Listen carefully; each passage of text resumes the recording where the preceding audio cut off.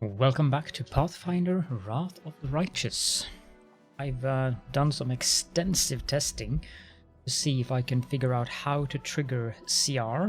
But apparently, no matter what I tried, I could not get that thing done.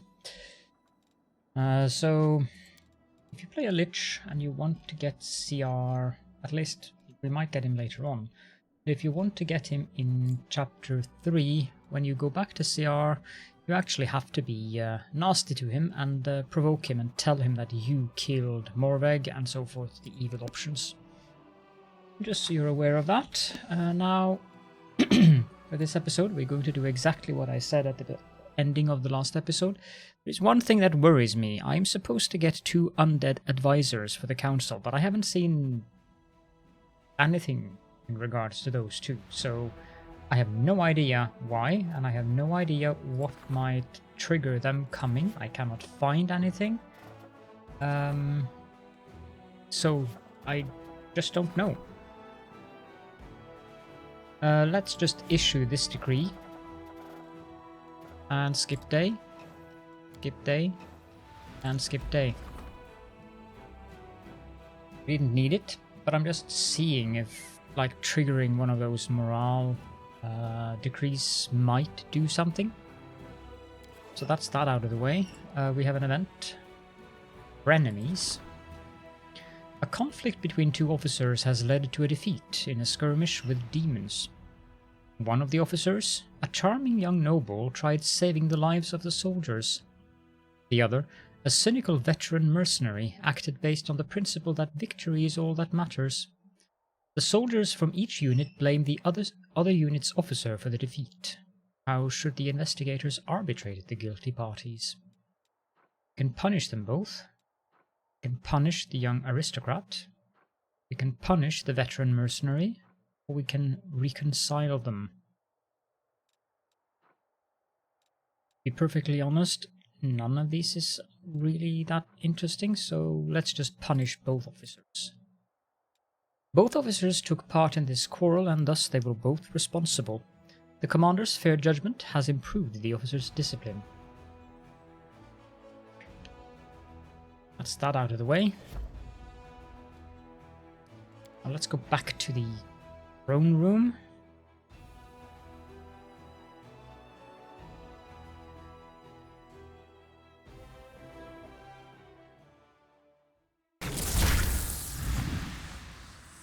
Nope.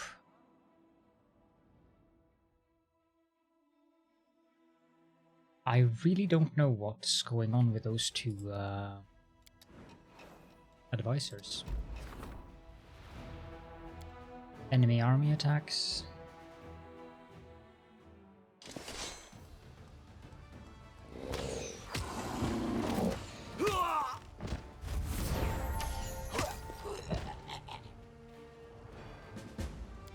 An enemy army is defeated.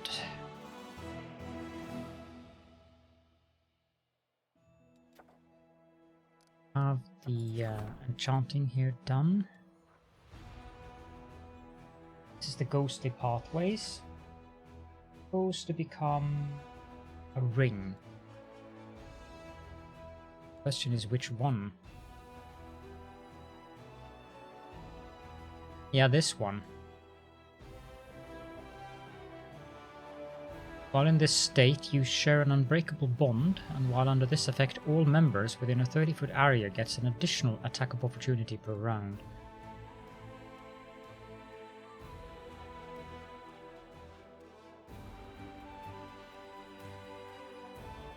Yep. So, the Stone of Ghostly Pathways that was obtained by the Crusaders has piqued the interest of Sarkorian shamans, scholarly wizards, and priests of Norgorber alike. All of them are asking to be allowed to borrow the relic for their rituals, and it is up to the commander to decide whose request will be satisfied. So we'll go with the Priest of Norgorber and get the Clemency of Shadows ring. The priests of Norgorber brought the Stone of Ghostly Pathways back under the guardianship of their deity. Norgorber was pleased that the long-stolen relic was returned to his custody. Are there any of the other relevance? Full Knight. Savanius. Meh. Overgug. Meh. Chillwall.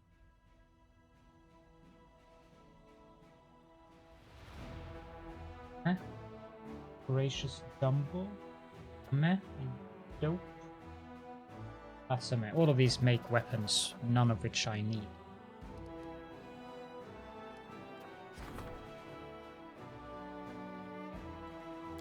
I just don't get it.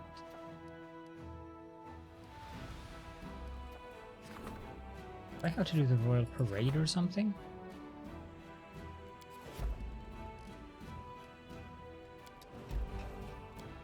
Another enemy army has reached us.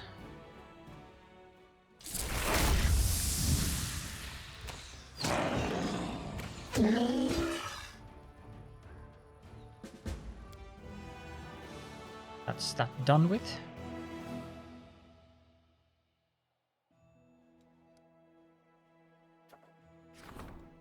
A group of mongrels have arrived in Dresden.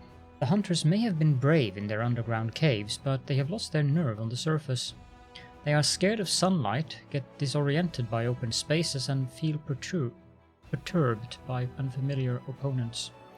Lan asks the commander to be understanding regarding his comrades' anxiety and not to throw them straight into the thick of things.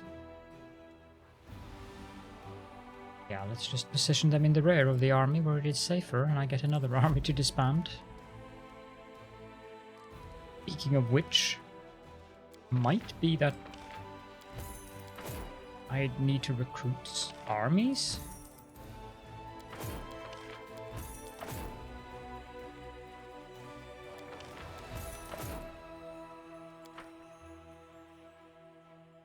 Doesn't make sense though, but considering the Lich thing should basically be about not having to recruit armies. Have enough resources though.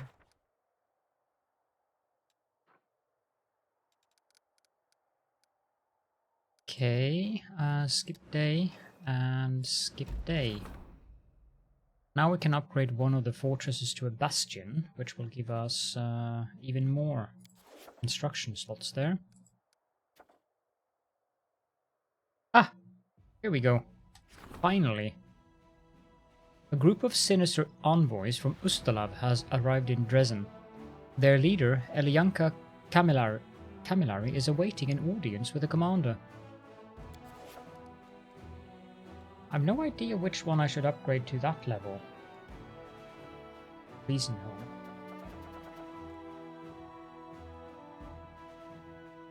I think probably camp on the ferry.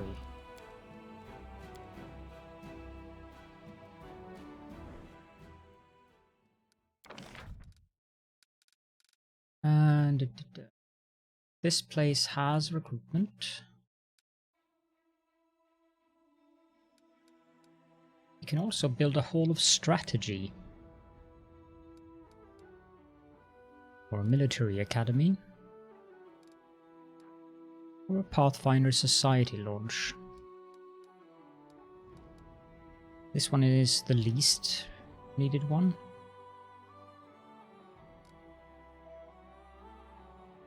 I think I want to have the hall of strategy built. So then we'll build a new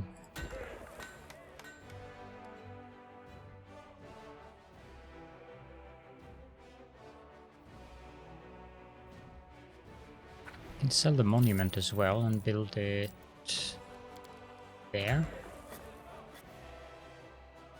Then we can do that. No, not the smithy. I'd rather have the training grounds.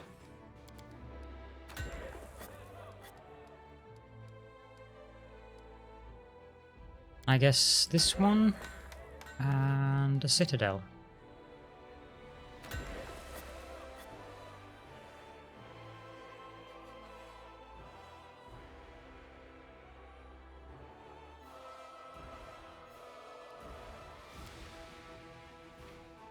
I was really wondering about those because there's supposed to come 2 of them. The other one might arrive after we've done the final mission.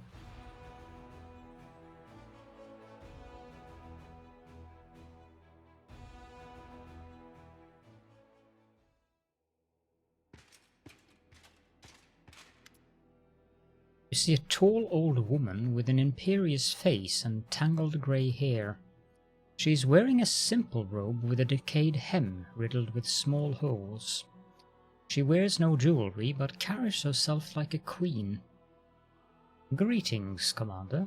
I am Elyanka Camilleri, priestess of Urgathoa, and noblewoman of the immortal principality of Ustalav. I also represent the secret society of the Whispering May. My lord sent me to you to congratulate you on your victory. We are impressed by how bravely and openly you practice the art of death in your dominions. The true nobles of Ustalav, those who haven't forgotten the ancient fame of our country, welcome you as an ally and a kindred spirit. In these times, those who dare to openly practice necromancy and its related arts must stand together.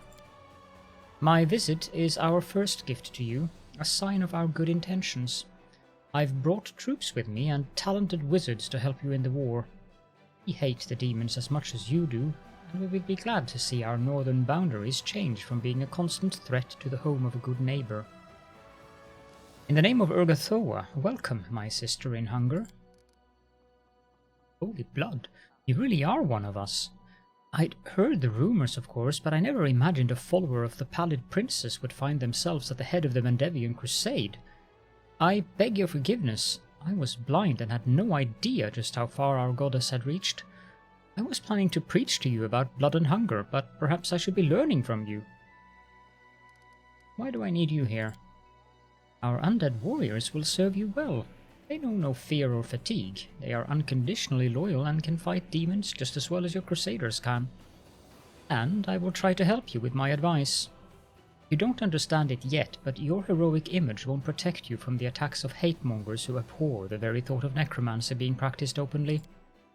They will plot behind your back, make attempts on your life, thwart your plans. Our society has been dealing with such intrigues for many years. I will suggest ways to avoid such traps and strengthen yourself, and of course I will ask Urgathoa to bestow her mercy on your servants, your lands, and your actions. Tell me about yourself. The old woman raises her chin proudly. My name is Elyanka Camilleri. I come from a small but ancient Ustalav family.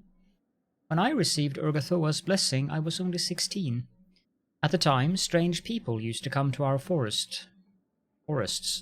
They burned fires, danced around them, sang in an unknown language, made merry, and feasted on the meat of stags shot illegally in the Camilleri woods. Many simple people went to the woods at night to join the strangers. I was also curious about them. One night, I ran away from the estate and went to the forest. I found them by following the sound of their singing. They were priests of Urgathoa. They enjoyed life, skillfully and greedily, for death has always been just over their shoulder. After that I left home every night to dance with them, sing, copulate, and enjoy eating half-raw, bleeding venison. However, it didn't last long. The servants told my father about my trips. Camilleri hunters followed my tracks, caught us at the edge of the forest, and killed everyone, except for me. My strict father spared me. He had me sent to an asylum near Caliphas, where I was kept in restraints, starved, and tortured in other therapeutic ways. After 3 years, I managed to escape. They pursued me, but I made it all the way home.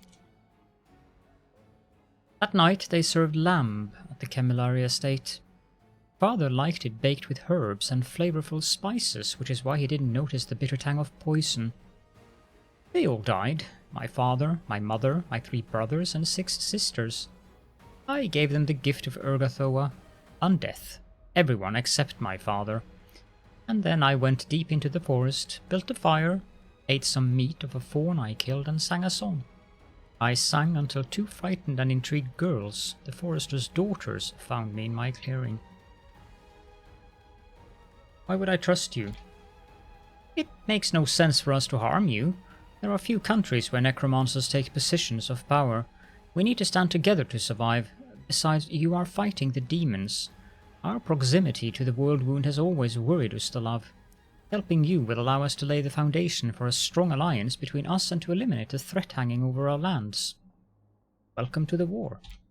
We are glad to serve you, Commander.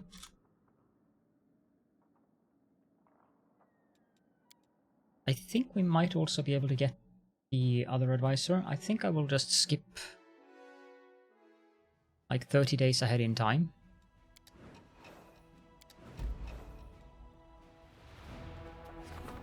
A Chalaxian lord with an escort of battle slaves wishes to join the crusade, but many crusaders loathe slavery. They are asking the commander to free the thralls and banish the outlander.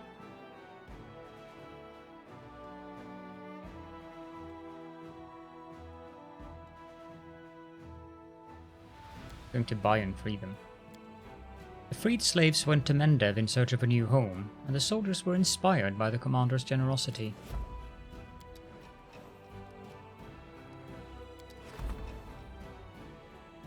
We have the parade.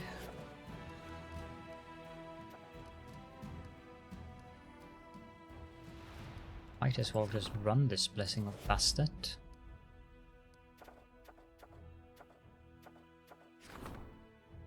And the Bell of Mercy.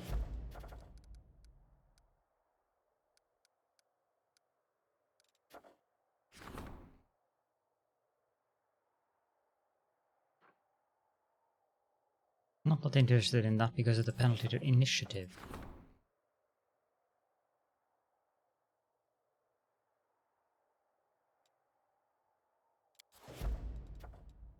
Yeah, let's run all of them and just continue. Okay, we have to move armies here.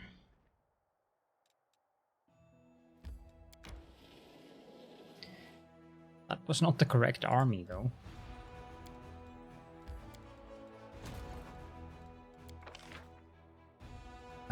Bless. I don't think the skeletons will do much good against that entire army, but...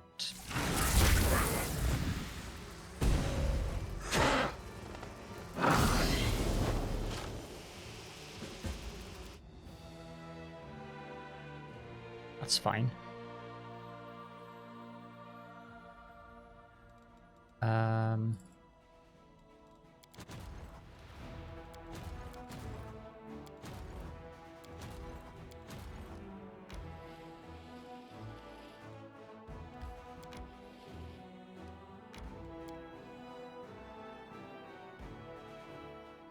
Not really that worried about skeletons.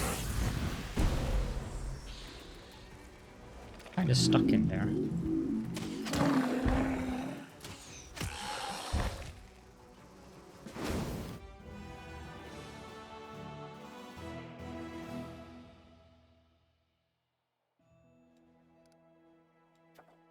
And there's the other one. Excellent. The arrival of the ambassadors from Geb. That had me worried, because that would have been somewhat disastrous if those two hadn't arrived.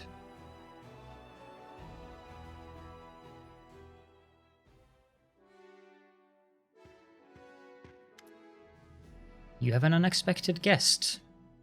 It was unexpected, but okay. Standing in front of you, you see a youth of about 18 with dark hair, a high forehead and a noble face. He is draped in black from head to toe. Why does he have red then? Greetings, Commander. My name is Septimus. I am a vampire and one of the bloodlords of Geb, a country that lies far to the south. I have been given the honor of delivering congratulations to you on your first victory in this war. We are glad to see that in the north, at the other end of the world, a new necrocratic power has arisen. Geb will be pleased to support you and provide assistance. As a gift and a sign of our gratitude, accept the army that I brought. You can consider me your loyal servant and advisor. What do I need you for? I have brought a troop of warriors who will bravely fight the demons. They are undead, trained for combat, and all the commanders are vampires, my kind. In life, they were most worthy knights, and it will be an honor for them to serve a just cause. and I, in turn, will help you with advice to the best of my abilities. I will tell you how we have fostered the coexistence of mortals and undead in Geb. I think this information is particularly relevant for you at this time. You look awfully young. How old are you really? Painful regret seeps into the vampire's voice. When I was 18, I took part in a dangerous raid in the Mana Wastes. It is a horrible place, a scar on the body of the world left by the war between Geb and Nex. I returned from there, my flesh was being eaten away by an unknown magical disease. Becoming a vampire was the only way to survive. Many years have passed since then. I've worked, studied, achieved high status, but my appearance has stayed the same. How do I know you are not spies? Geb is far away. It makes no sense for us to harm you. On the contrary, we hate demons and respect leaders who don't shy away from the forbidden practices of necromancy. Why would we plot against you? I welcome you to my army. The vampire takes a gracious bow. I am glad to meet a friend in this austere northern land. I admit, we were worried our overture would be misconstrued. I'm glad that you are cautious and unbiased in your judgment. Elyanka, the priestess of Urgathoa from Ustalav, burst into the room. She casts a scathing look at Septimus, and then looks at you with indignation. You aren't going to let this dirty leech into your house, are you? This vampire will charm you with his magic and then stab you in the back. Thugs from Ustalav got to you before us. Lamentable. I hope you do not heed her advice. There is nothing in her words besides poison and treachery. Necromancy is despised precisely because of people like her and her kin. If we met under different circumstances, I would do the world a favour and dispose of you, priestess. However, out of respect for the commander, I suggest we shed no blood here and make a pact to cease hostilities between us. Alyanka is silent for a while, her eyes blazing as she fights to keep her anger in check, and then she hisses through her teeth. Pact. No bloodshed.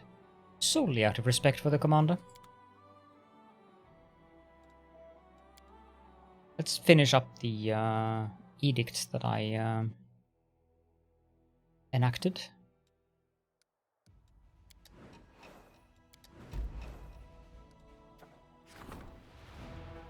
A special messenger from Galfrey was delivering a missive to Dresden and ran into a sentry patrol by accident.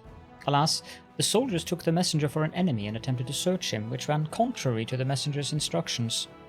The sentries were killed and the messenger has arrived in Dresden, now awaiting the commander's judgment.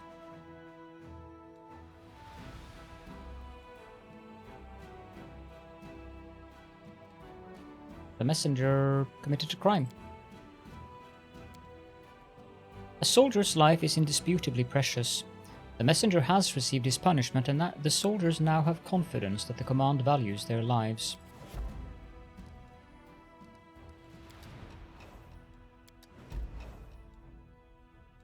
Hunting down mutiny is now available again.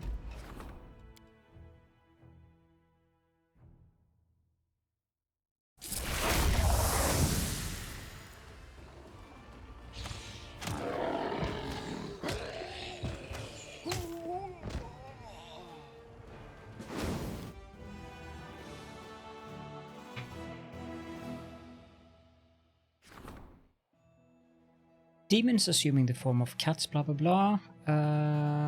Energy point income increases by 1. The arrival of Canabras reinforcements. Their leader Ramian is awaiting an audience with the commander. Also got this on all of our units.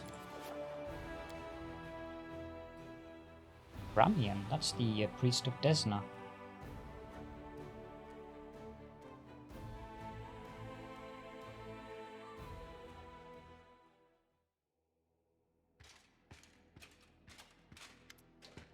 What good fortune, Commander.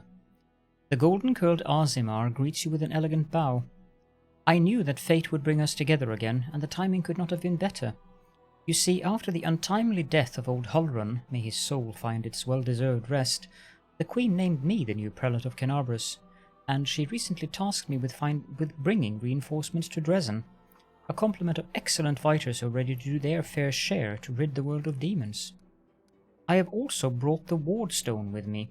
I think the best place for it now is in your hands. How are things in Canabras? Quite uncheerful, I'm afraid. Rebuilding work is happening apace, but most of the city still lies in ruins. Only a handful of the population have remained in the city. It has turned from a thriving hub into a military garrison, but I still hold out hope that one day that unfortunate city will finally enjoy the peaceful life it has so long deserved. The Wardstone? What am I supposed to do with it here? You're a living legend, the hope of all humanity. You obliterate demons, win back long-lost territories. You're sure to close the Worldwound any day now. Where else should the Wardstone be, if not in your hands? Did Queen Galfrey know that you took the Wardstone to Dresden with you? Naturally, it was her idea, in fact. You really think I decided to remove a precious relic from the city on my own say-so? Ramian smiles, raising one eyebrow. Yes, I think you would. How did you manage to bring the Wardstone here? It is a huge obelisk. The prelate smiles. What miracles the gods do work for those who are true to them. Queen Galfrey, may her reign continue for centuries hence, shared with us a prayer that Iomedes' herald himself used when building the barrier. The prayer makes the stone as weightless as a cloud. It rose into the air and floated along behind us. Our march from Canabras to Dresden became a rather merry procession. We played music and sang the herald's prayer day and night. This benighted land has not seen such gaiety in many a year. You returning to Canabras now? Not a chance. Canabras is insufferably dull these days. Noisy and dusty building work, marching soldiers, light-fingered supplies. No. I shall remain here, where history is being made, where dreams of freedom from the demon's yoke are at last coming true. It's the army, Ramian. Here you're supposed to salute. I must admit, a person of the spiritual vocation such as myself has little knowledge of military etiquette, but if it would please you to see a salute, how can I refuse such a small request from the person who saved my life and the entire crusade movement? With the grace of a dancer, Ramian performs a salute unlike any you've ever seen before. Thank you for the reinforcements. Until next time. I understand you're busy. Find me if you'd like to speak again. I'll be around.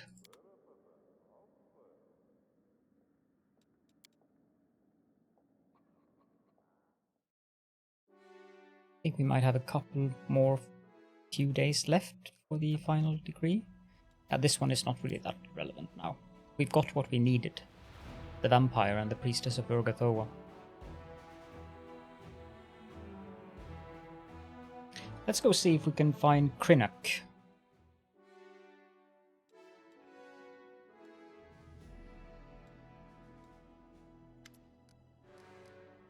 Just checking if there are any conversations around.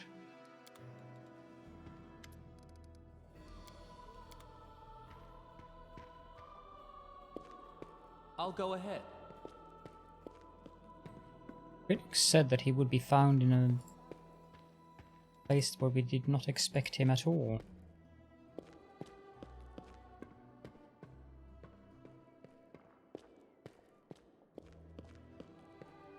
I wonder where that kind could be.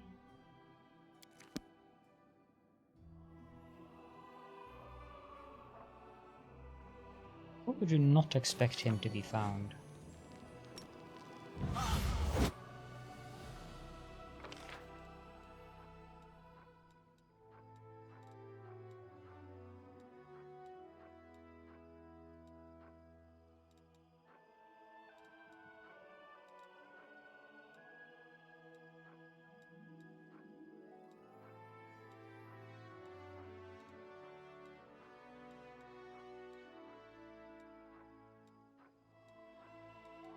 Maybe in one of these houses, perhaps?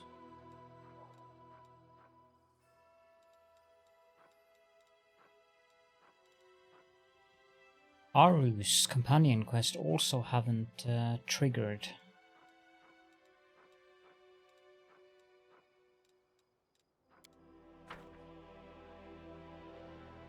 That is not a huge problem, though.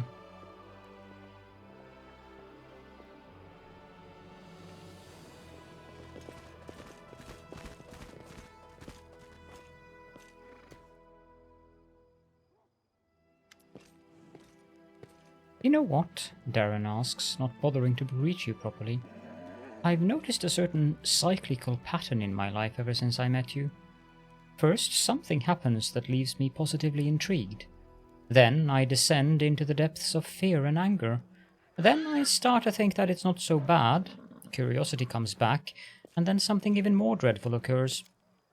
The demons attacking my home and the city around it was unpleasant enough already, but I thought I could compensate for that by striking up a curious acquaintance and having some new experiences. Then my dearest cousin threw me right into the middle of a crusade, and just when I started to see some positives in my current situation, the gargoyles kidnapped me. The slaughter in Dresden following my triumphant rescue effectively put out every spark of optimism that I had managed to gather. Now, the city is in our hands again, and it's getting more and more tolerable to stay here.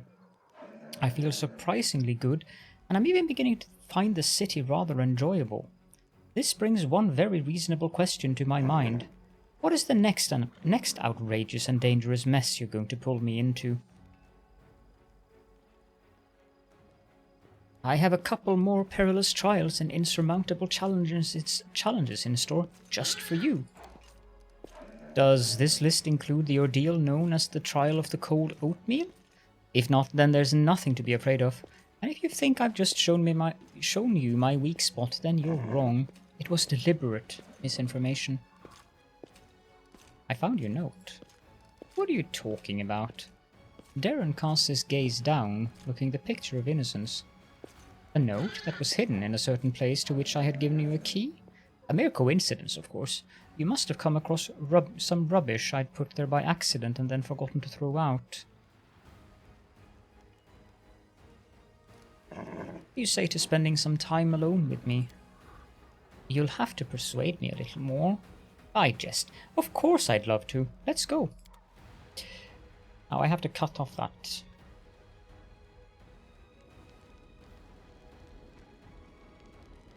I have no idea what you're talking about right now, but I shall be very disappointed if it's not our next tryst.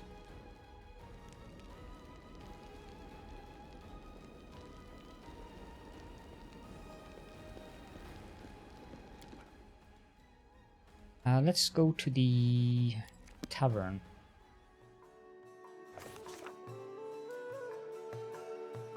Follow my lead.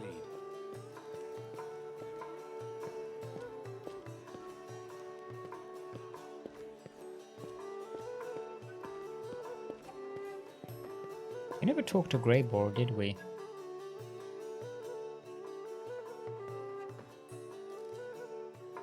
I want to know more about you.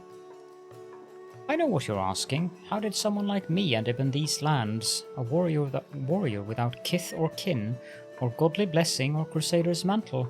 Many have asked the same thing. Tell me about your past. I was born in Daggermark, the city of thieves, murderers and poisoners.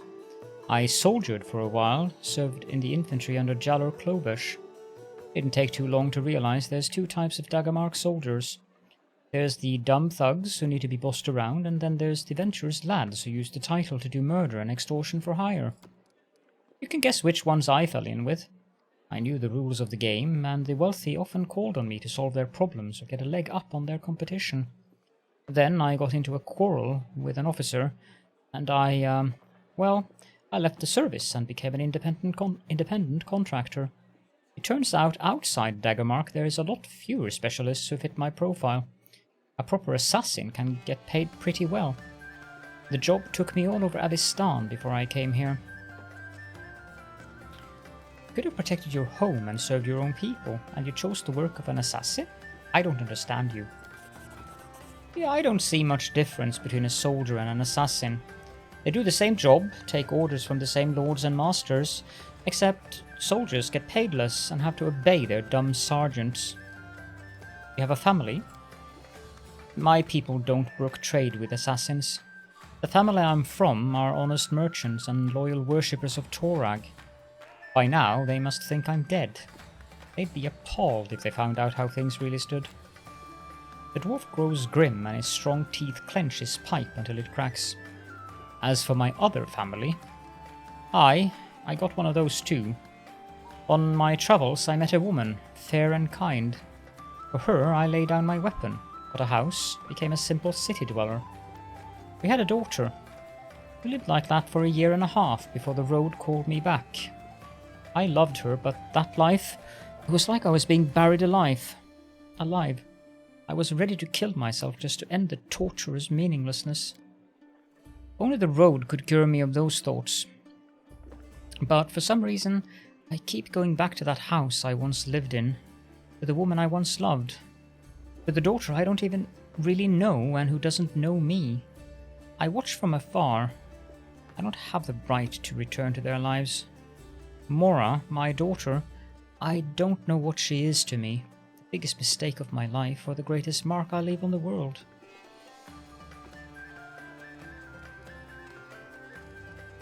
Keep on whining like that and you'll lose my respect. The dwarf's jaw freezes and there's anger in his eyes. You're right. I shouldn't have let you wheedle that out of me. What brought you to the Worldwound? The dwarf shrugs. There's a lot of good jobs here and not many competitors. A lot of dangerous demons and every one of them has gobbled up someone's son, wife or best friend. And who do they come to for vengeance? To the crusaders? And they're bound up by their orders and they lack the necessary skills. The people who hire me don't want to wait until the crusade ends, if it ever will. That's where I come in, ready to deliver targeted vengeance today, for a generous fee. What's your opinion on the crusade? I'd lie if I said I see much difference between me and the crusaders. Times now aren't like they were during the first crusade. Nowadays, the ranks of the crusaders are filled with fugitives, opportunists, exiled nobles, opportunists, fortune hunters and lads who just plain love carnage. And all of them should thank the gods that the Worldwound is still open. Otherwise, they'd be busy with robbery and murder. And when they met me in the street, they'd not be wearing noble scowls, but taking off their hats and addressing me as sirs. But crusaders are guided by their duty and loyalty to the queen, not money. The dwarf waves away your words. Ha! One more excuse for why, out of all the professions, they chose the one that gives them the right to kill. As for excuses, they're like a hole in your ass. Everyone's got one. You've satisfied my curiosity. You know, you're the first among my clients to ask such questions. Tell me about your craft. Like any master of his craft, I can talk for hours about the subtleties of my trade and my finest works. Or would you prefer to test me yourself? What's the most important thing in an assassin's work? The first rule of an assassin: bring the head back with you. Seriously though, tactics and equipment are what matters. The winner isn't the strongest, but the one who strikes first, so long as that's also last. When I get a job, I don't rush into things. Let the victim know they're being hunted, let them reinforce their guards, trust no one and fall into paranoia. And only when the victim is exhausted at the end of their tether do I come in to wish them sweet dreams. It might sound funny, but believe me, no one's laughing in that room. Are you haunted by remorse? Not at all. I've met a lot of good people, but many of them had a generous price on their heads. Everyone is a thorn in someone else's side. For some reason, folks imagine the good lads have fair right to ruin the lives of the bad ones and not the other way around. But it's only the morals of the majority that determines who's good and who's a villain. And those morals shift every day. I've been to many different places, talked to many different people, and the morals were different everywhere. Your words are true. Self-reproach is for weaklings and cowards. The dwarf nods agreeably. From my experience, people mostly hammer on about remorse and ethics when they're trying to justify their inaction or cover up a misdeed. You must value your reputation a great deal. Greyborn nods with dignity. Of course. In my line of work, reputation is everything. It keeps away the random fools who are looking for a fight, and the right people I know can be trusted. No, the right people know I can be trusted. Anyone who has no care for the reputation is no better than a frog-eating kobold. There's no doing business with those hacks. The best you can do is use them for a job and then kill them afterwards.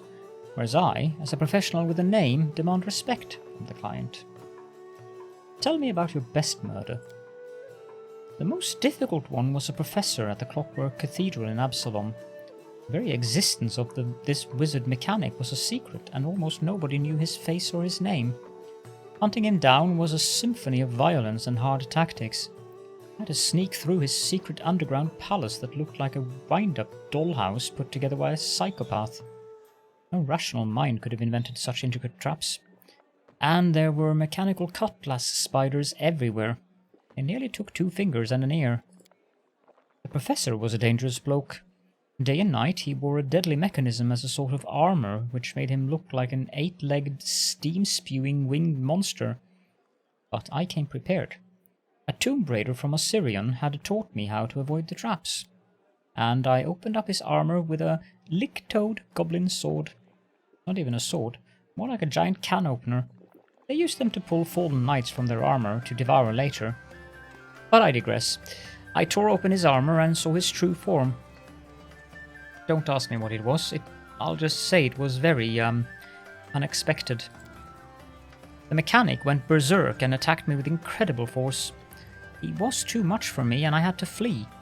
The fool thought he'd won until he'd realized I'd reassembled all his trap into a giant death machine. 2 minutes after I escaped, his palace turned into a cloud of dust. Without his immaculate armor, my mark was sent on his merry way to... well, I suppose it's on a plane for broken golems and music boxes. Okay. Well then. Do you worship any of the gods? It's my family's way to worship Torag, but he's not my god. Many craftsmen venerate Torag, and I consider my work a craft, but Torag's priests also say that he abhors murder. Either way, I name another god as my patron, Norgorber, the god of dark and unlawful actions. He and I, we have an understanding. Norgorber Blackfingers is my patron. Unlike many of the other gods, he himself was once mortal, which makes him honest. His teachings are built upon the grim truths of the streets that raised me. Norgorber will not try to fool you. He will never demand that you achieve perfection. After all, everyone knows that he is not perfect himself. Countless psychopaths and other scum worship him too. Butchers who have conducted mass murders call him Father Skinsaw. Boneheaded street vermin thank the Grey Master for a bunch of coins they managed to wrest away from a passers-by. And of course, the most despicable of them all, those who praise Norgorber as the Reaper of Reputation, those disgusting, rotten rats. Politicians. I have no more questions. If you have any more, come to me. I have some experience and I'm willing to share. What do you think of your new powers? The dwarf glances at his hands. They're strong and firm and abnormally lean for his race. A nice bonus. My career is in for an upturn. Who knows? Maybe one day I'll pull off a truly mythical job. A deity or a demon lord or something of that sort. Do you like working for... After some thought, the dwarf offers you a slight smile. Yes, I like you, Commander. You don't keep me from doing what I do, you don't try to preach at me, and you act with precision and competence. I respect that. I want to know more about your last client. He decided to remain anonymous, but I suspect his name is Willidus. I'd already struck off a few lesser demons for him, and later, in Kenabres, a stronger one, and in the battle for Dresden. The client insisted I kill the demon with a dagger he gave me and tell the wretch that Willidus said hello. According to my client, one stab would be enough. But it turned out differently. The demon survived, a stain on my reputation. I don't know why he got it wrong. Simple incompetence, or did he set me up to fail? Either way, I'd love to have another chat with this Willidus. We can stop there. Greyboy nods silently and focuses on lighting up a freshly packed pipe. Okay, I shall be right back. Here we are. I just had to look up where the heck Krynek would be. The hood of Krynek's cloak is lowered even more than usual, with his body frozen as if he were trying to merge with a wall. Finding one little kobold in such a big fortress couldn't have been an easy feat, but you've succeeded. Krynek rubs his forehead, wearing a worried expression. Listen, do you know anything about interpreting dreams? I had a profoundly weird dream recently. My brain almost exploded when I tried to think about it. Go on then. Sorry. So, this is my dream. I awaken in the morning and see that I'm alone. Everyone else is gone. The crusaders are gone. The demons are still there, of course. They're there, running everything, even in my dreams. And I feel lost and don't know what to do. Do I cut my wrists, run away somewhere, or bend the knee to my enemies? Why did I dream that? Brynnek scratches the back of his head pensively and then turns to you. What about you? What would you do in a situation like that? If you were left all alone, if your friends fled or betrayed you, and if you had no one to rely on? What's the way out of the situation? That's quite an ominous dream. You really think so? And here I was hoping was a sign that money was coming my way. This is one of those very, very few times that I'm actually going to go with chaotic, because the lawful one? No. The evil one? No. And the fourth one is just naive. I would continue my war in secret. Sometimes it's easier and more effective to act alone. The kobold looks at you, pleased. You haven't disappointed me. Those were the kinds of words I was expecting from you. When everything falls apart and the war seems lost, it might be tempting to solve everything in the simplest way, by dying, but that's neither true courage nor very imaginative. Trust me, I'm telling this from personal experience. Every defeat opens up a variety of new possibilities. If your mind doesn't cling to the past, you can spot new ways to prevail. Okay, there is one final conversation that we need to do, which is also in the tavern. And I don't think... I'm going to make this a sub-episode, because I don't see the point of having this a whole episode, so it doesn't really matter if it becomes a little longer, but it might end up being around an hour, or maybe even an hour, 5 hour, 10 minutes. Or actually, there's no point in using sub-episodes anymore. I'll just make this a main episode. And you guys can gleefully admonish me for, you were just talking and so forth if you want to, but it'll be fine. I found the two advisors, Elyanka and Septimus. The grey-haired necromancer from Ustalav studies you with unblinking bird-like eyes. Elyanka greets you with a royal equanimity. Equanimity? Equanimity? It must be equanimity. At odds with the grey rags she is wearing. Do you seek my counsel, Commander? Why do you dislike Septimus so much? Elyanka's lips form a thin, vicious smile. Vampires like him are the most despicable creatures in the world. After receiving the blessing of undeath, he dishonors it, passing himself off as a mortal, mimicking their pathetic habits, pretending to be something he no longer has any claim to. He and his like-minded associates are like people who sit before a table full of delicacies and reject them all so they can eat swill with the pigs.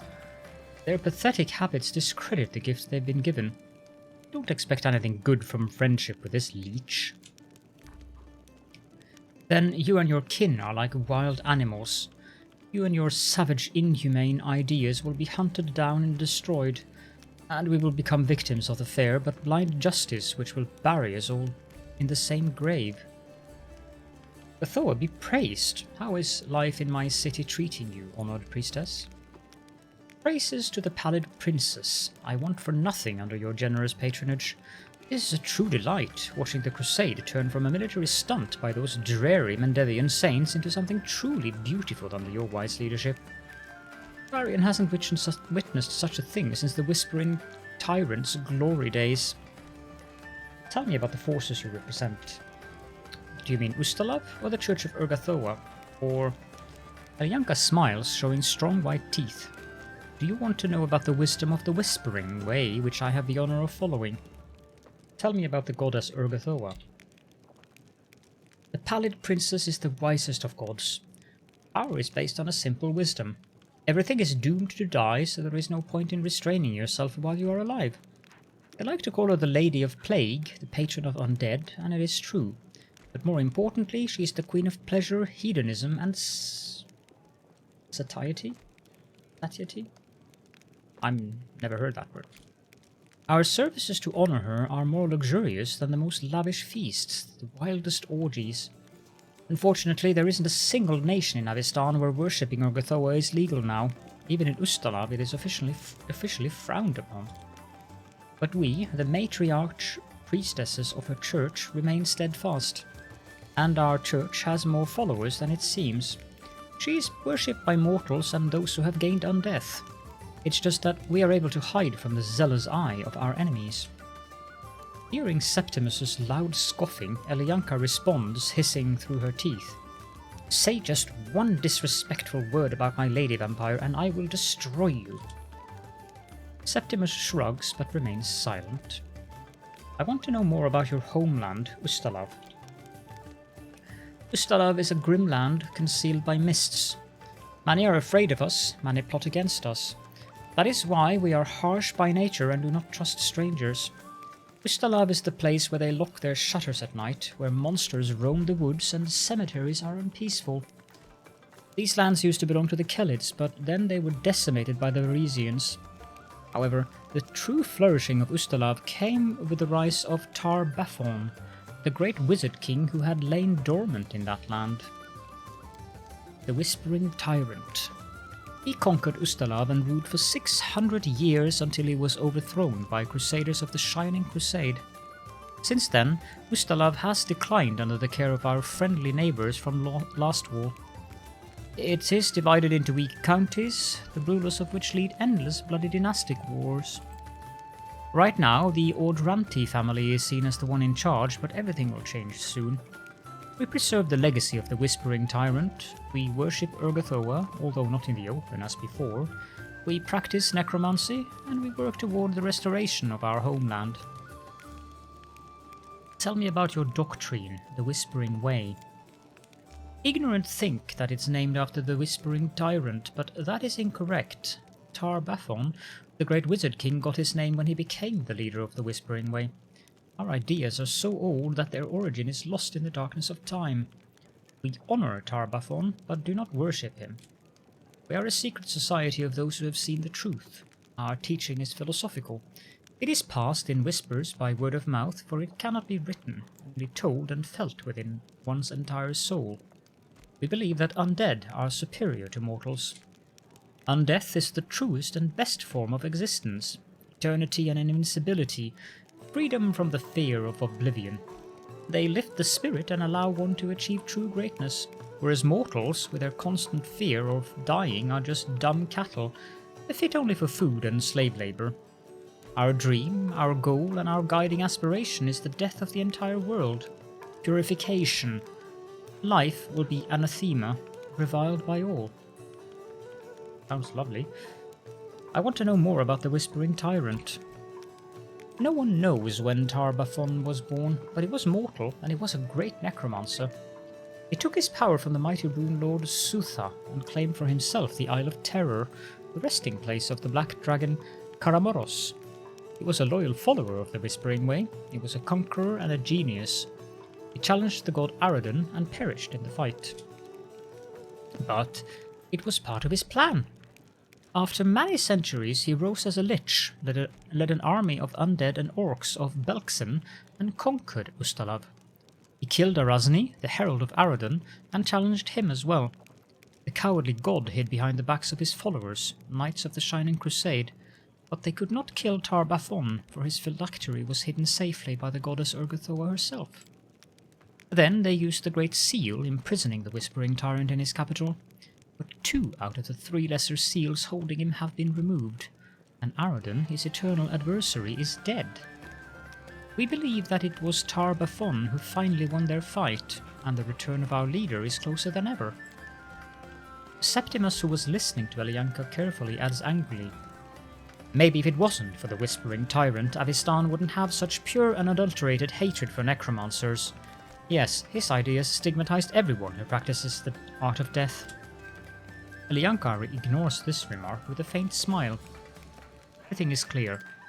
I was happy to share my knowledge, Commander. I want to know more about you. Does my story matter?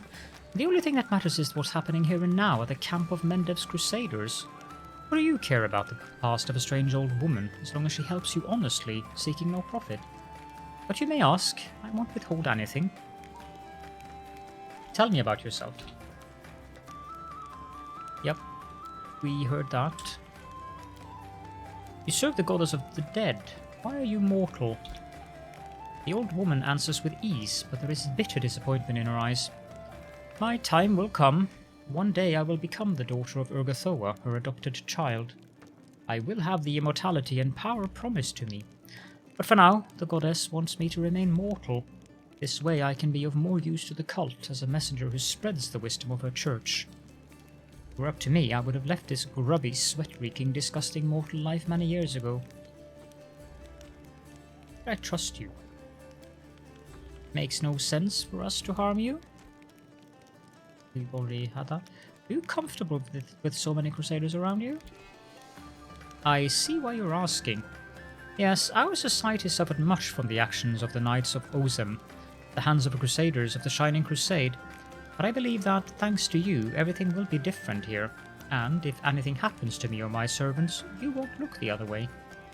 I found out everything I wanted. I have no secrets from you. I came to help. May my sincerity confirm that. Be careful, Commander. Enemies, hate-mongers, and lying advisors are everywhere. We, practitioners of the art of death, should always expect an attack. 2 seconds. Okay, let's also talk to Septimus, and then wrap up the episode after that. Greetings, Commander. Can I help in any way? You don't like Alyanka. Why? She and her gang are just a mob of tyrants, villains. No wonder we are feared and hated. They are the ones responsible for our infamy. But all their plans are doomed. I've seen similar cults gather, plan atrocities, shed rivers of blood and perish before they can succeed. I've watched it happen for 100 years, 200 years, 300 years.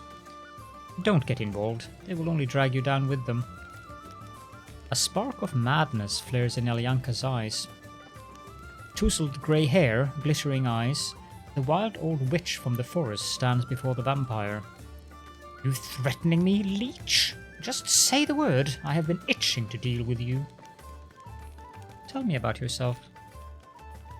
You are probably wondering about my appearance. It seems ill-suited for my high status, does it not? Don't be fooled.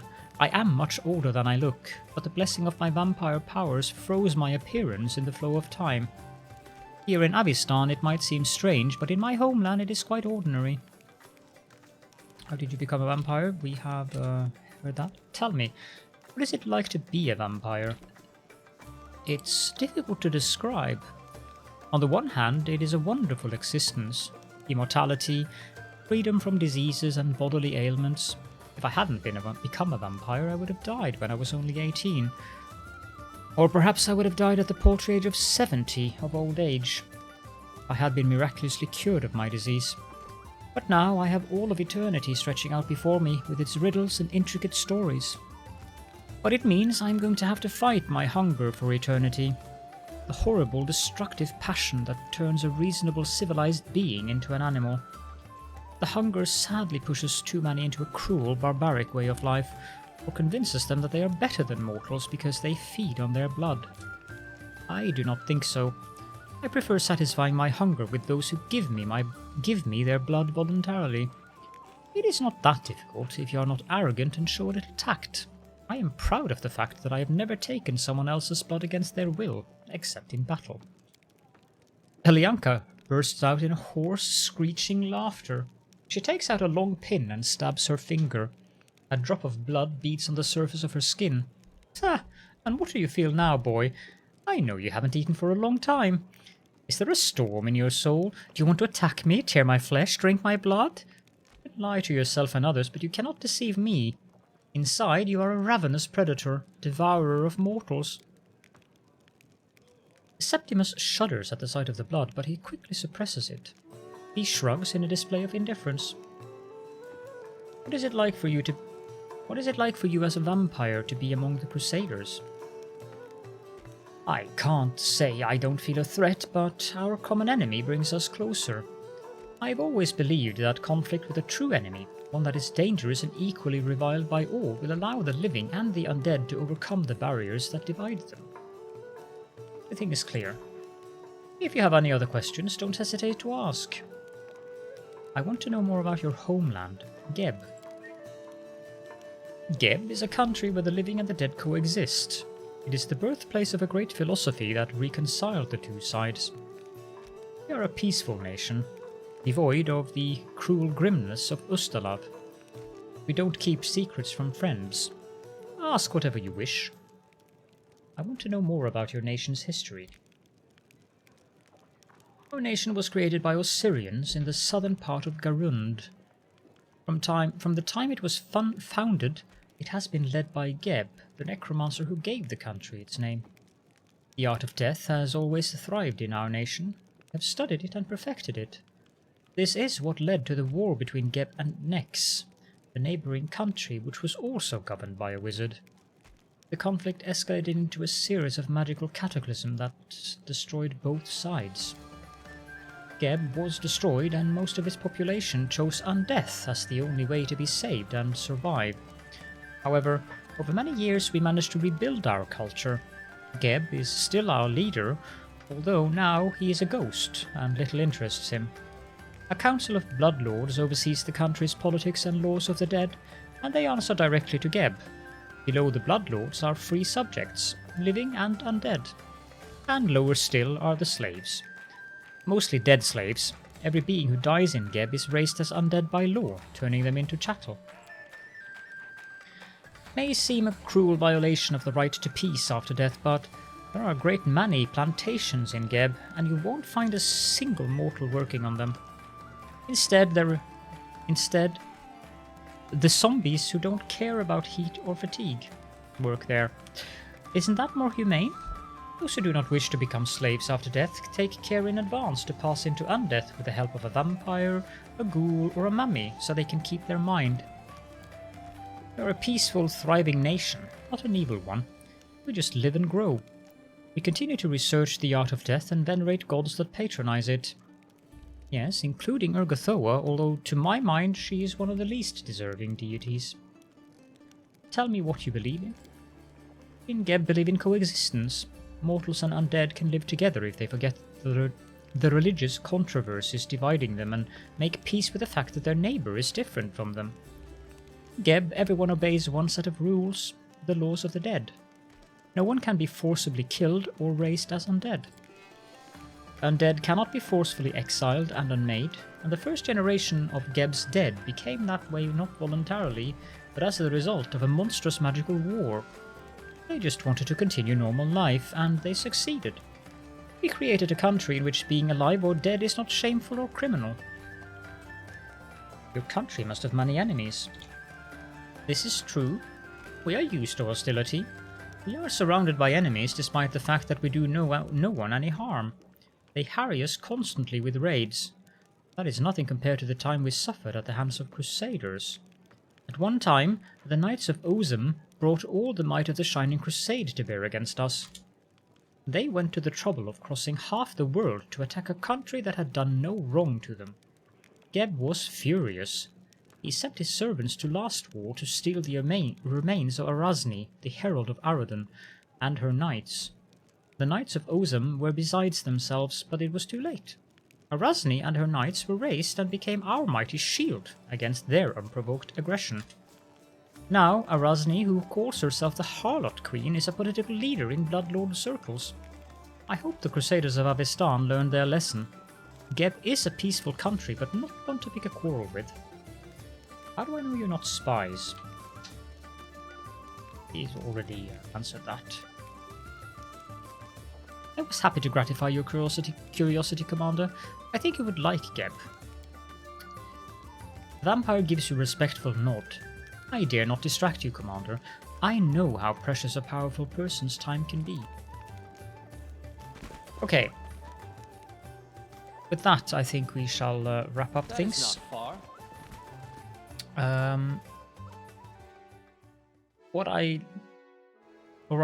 Why I wanted to have this episode go on for so long is because I'll return to the keep and I'll have a nap, and in the next episode we will go out to that final dungeon that signifies the beginning of the end of chapter 3, which we are in. We have all the things that we need in place now. I need to go just visit the cigarette quickly, but we have the things that we need to do that, so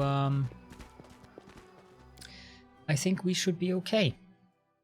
The only thing that I regret is that I didn't answer CR correctly when I was at his place, because he could have been useful to have. I probably wouldn't have been using him as a companion, so it's not really that much of a concern. But the thing is, I like to be a completionist, and there are several other mythic paths that I want to play in this game, and it's not like I'm going to play the Lich again anytime soon. But for now, unless something happens here, I doubt it will.